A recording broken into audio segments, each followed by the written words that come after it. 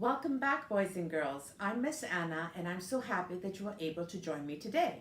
Today is Thursday, Thursday of Holy Week. Now today the liturgical colors on our table are white because it's a special feast day today. Today, as I discussed before, is the first day of the Triduum, or Holy Thursday, Good Friday, and Holy Saturday. So tonight we have a Mass at our church, and that Mass doesn't end, and then there is no Mass until Jesus' resurrection. Now today is called the day of the Last Supper. So Holy Thursday reminds us of the Last Supper. Actually, there's two important events that happened. So on our prayer table today, we have, of course, the white cloth. We have wheat, from which we can make bread. And then we have grapes, from which we can make wine.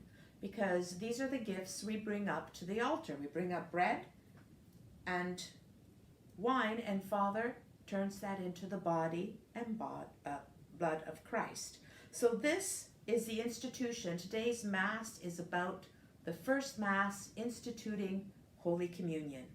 And this is, let's see what the Bible tells us about this important meal today.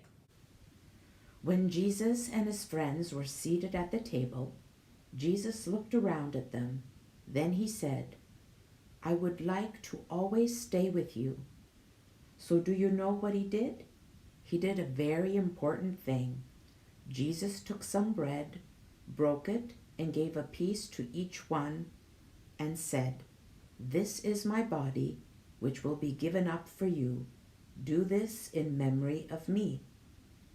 Then Jesus picked up the chalice, which is kind of a large cup containing wine, and he said, "This is my blood, which I will give for you."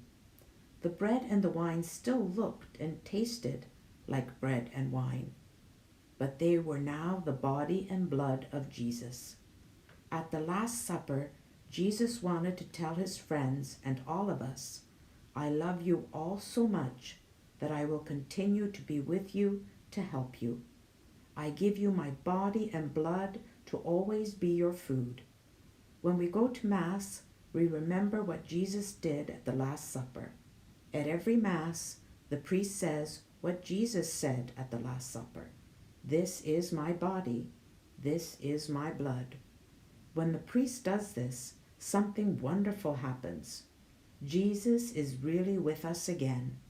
Our bread and wine become Jesus' body and blood, even though they still look and taste exactly like bread and wine.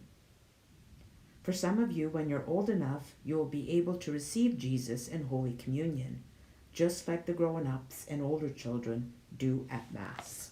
So we heard the story of the Last Supper and how we celebrate the Eucharist in every Mass. But something else happened after the supper. Jesus washed the feet of his disciples. Jesus was the greatest person to ever live, but he wasn't too good to wash others' feet. Now, we don't often wash people's feet, but what are some other ways that you can help the people in your life? Today, what can you do, boys and girls? I would suggest that you put the names of your household in a jar and draw names and take turns washing each other's feet, and discuss how it feels to both be the person washing and the person having their feet washed. After washing your feet, perhaps have a family meal together to remember the Last Supper.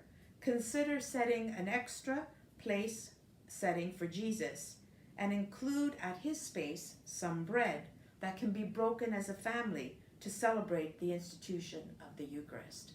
So today, two beautiful things we learn. We learn about the First Communion, and we learn that Jesus tells us to serve and help others. So what is your drawing today? Today I want you to draw the Last Supper and add it to your book of Holy Week. Thank you for joining me today. We'll see you tomorrow for Good Friday.